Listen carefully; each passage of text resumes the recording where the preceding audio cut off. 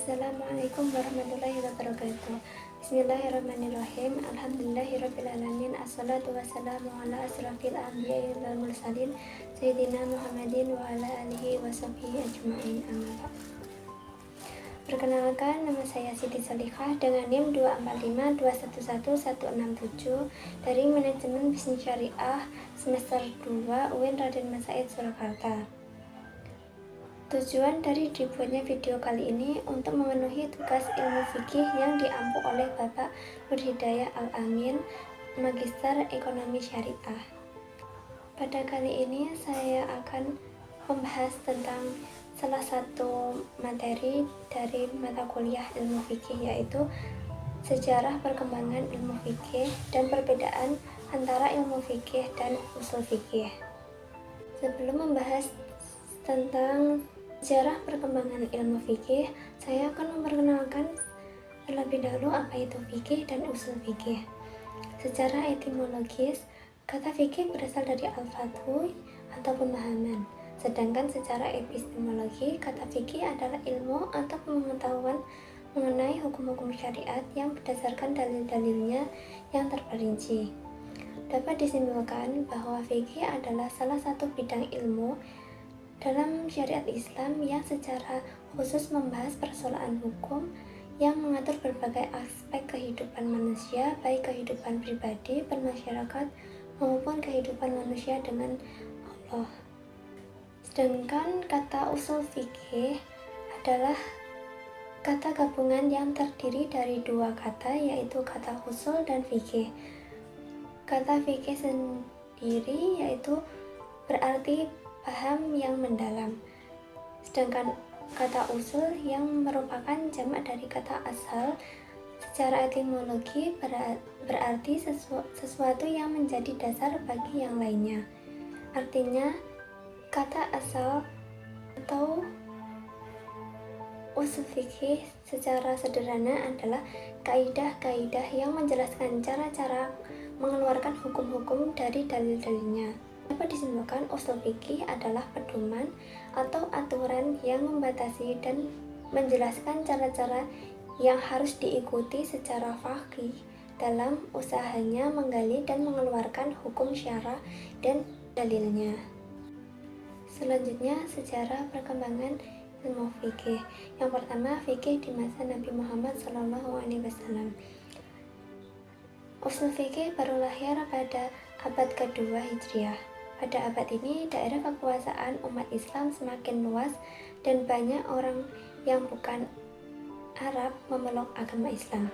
Karena itu, banyak menimbulkan kemasaran dan memahami nas, sehingga dirasa perlu menekankan kaidah-kaidah bahasa yang dipergunakan dalam membahas nas.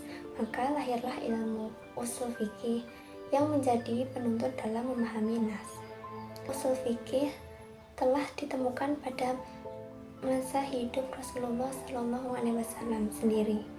Rasulullah SAW dan para sahabat beristihad dalam persoalan-persoalan yang tidak ada pemecahan wahyunya.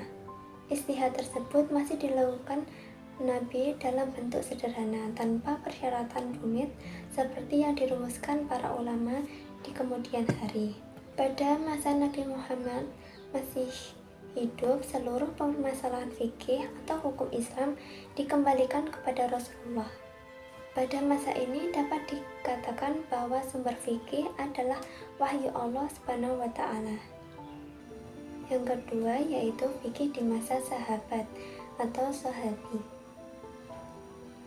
Masa sahabat sebenarnya adalah masa transisi dari masa hidup dan adanya bimbingan Rasulullah SAW. Rasulullah SAW tidak lagi mendampingi umat Islam. Ketika Rasulullah SAW masih hidup, sahabat menggunakan 3 sumber penting dalam pemecahan hukum, yaitu Al-Quran, Sunnah, dan Ra'yu atau nalar. Meninggalnya Rasulullah SAW muncul tantangan baru bagi para sahabat. Munculnya kasus-kasus baru menuntut sahabat untuk memecah hukum dengan kemampuan mereka atau dengan fasilitas khalifah. Sebagai sahabat sudah dikenal memiliki kelebihan di bidang hukum, diantaranya Ali bin Abi Thalib, Umar bin Khattab, Abdullah ibnu Mas, Abdullah ibnu Abbas, dan Abdullah bin Umar. Karir mereka berfatwa sebagian telah dimulai pada masa Rasulullah SAW sendiri. Pada era sahabat ini digunakan beberapa cara baru untuk memecah hukum. Para sahabat telah mempraktikkan ijma, qiyas, dan istihlal atau maslahah musalah bila mana hukum suatu masalah tidak ditemukan secara tertulis dalam Al-Quran dan As-Sunnah. Usul fikih pada era sahabat masih belum menjadi bahan kajian ilmiah. Sahabat memang sering berbeda pandangan dan berargumen untuk mengkaji persoalan hukum. Akan tetapi, dialog semacam ini belum mengarah kepada pembentukan sebuah dialog kajian khusus tentang metodologi. Pertukaran pikiran yang dilakukan sahabat lebih bersifat praktis untuk menjawab permasalahan. Membahas hukum yang dilakukan sahabat masih terbatas kepada pemberian fatwa atas pertanyaan atau permasalahan yang muncul, belum sampai kepada perluasan kajian hukum Islam kepada masalah metodologi. Yang ketiga yaitu fikih di masa mutaqaddim atau tabi'in. Tabi'in adalah generasi setelah sahabat. Mereka bertemu dengan sahabat dan belajar kepada sahabat. Pada masa tabi'in, metode istinbat menjadi semakin jelas dan meluas disebabkan bertambah luasnya daerah Islam, sehingga banyak permasalahan baru yang muncul. Banyak para tabi'in hasil didikan para sahabat yang mengkhususkan diri untuk berfatwa dan beristihad. Metode istihad tabi'in umumnya tidak berbeda dengan metode istihad sahabat. Hanya saja pada masa tabi'in ini mulai muncul dua fenomena penting. Yang pertama, pemalsuan hadis. Yang kedua, perbedaan mengenai penggunaan ra'yu yang memunculkan kelompok Irak dan kelompok Madinah. Dengan demikian, muncul bibit-bibit perbedaan metodologis yang lebih jelas disertai dengan perbedaan kelompok ahli hukum berdasarkan wilayah geografis.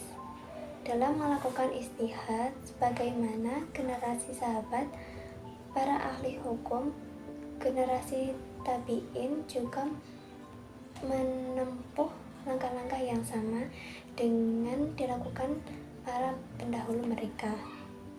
Pada masa tabi'in, al-tabi'in dan para imam mujtahid, kekuasaan Islam meluas ke daerah-daerah yang dihuni oleh orang-orang yang belum berbahasa Arab atau bukan bahasa Arab. Kondisi budayanya juga berbeda-beda. Banyak di antara ulama yang bertebaran ke daerah-daerah tersebut dan tidak sedikit pula penduduk daerah tersebut yang masuk Islam. Yang keempat yaitu fikih di masa tabi'in. Di masa ini adalah termasuk masa kemajuan Islam pertama dan semangat istihad yang tinggi di kalangan ulama, sehingga berbagai pemikiran tentang ilmu pengetahuan berkembang. Dinasti Abbasiyah yang naik ke punggung pemerintah menggantikan dinasti Umayyah memiliki tradisi keilmuan yang kuat, sehingga perhatian para penguasa Abbasiyah terhadap berbagai bidang ilmuwan sangat besar. Para penguasa awal dinasti Abbasiyah sangat mendorong fuqaha untuk melakukan ijtihad dalam mencari formulasi fikih dalam menghadapi persoalan. Para penguasa awal dinasti Abbasiyah sangat mendorong fuqaha untuk melakukan ijtihad dalam mencari formulasi fikih dalam menghadapi persoalan. Perhatian para penguasa masa Abbasiyah terhadap fikih misalnya dapat dilihat ketika Khalifah Harun ar-Rasyid meminta Imam Malik untuk mengajar kedua anaknya yaitu Al-Amin dan Al-Ma'mun. Ketika Abu Ja'far al-Mansur menjadi khalifah, ia juga meminta Imam Malik untuk menulis sebuah kitab fikih yang akan dijadikan pegangan resmi pemerintah dan lembaga peradilan. Maka disusunlah kitab Al-Muttathaq. Periode ini juga mengawali munculnya mazhab-mazhab fikih, yaitu mazhab Hanafi, Maliki, Syafi'i, dan Hambali. Selanjutnya, apa itu perbedaan ilmu fikih dengan usul fikih? Fikih adalah ilmu yang mempelajari tentang hukum-hukum praktis yang diistibatkan atau digali dari sumber-sumber yang terperinci. Sedangkan usul fikih adalah ilmu tentang kaidah-kaidah yang sering dipakai oleh para mujtahid untuk mengistibatkan hukum dari sumber aslinya yaitu Al-Quran dan Sunnah.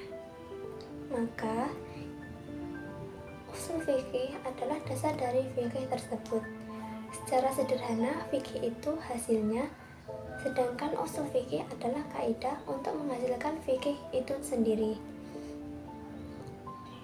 Fikih bersifat praktis dan aplikatif, sedangkan usul fikih bersifat lebih teoritis dan mendalam. Lalu untuk tujuan utama fikih itu sendiri yaitu untuk memberikan pedoman hidup bagi umat Islam dalam membentuk aturan-aturan praktis. Sedangkan tujuan utama usul fikih adalah untuk menyediakan metode yang sistematis dalam menggali dan memahami hukum-hukum Islam. Contoh dalam praktek fikih terdapat peraturan mengenai tata cara zakat, bagaimana cara seseorang harus membayar zakat, siapa saja yang berhak menerima zakat, dan sebagainya. Sedangkan dalam usul fikih akan dibahas bagaimana cara memahami ayat-ayat Al-Quran atau hadis yang bersifat umum, serta bagaimana menentukan apakah suatu hadis dapat dijadikan sebagai sumber hukum yang sah atau tidak. Sekian video dari saya, apabila ada kekurangan saya mohon maaf. Wabillahi taufiq wal hidayah. Wassalamualaikum warahmatullahi wabarakatuh.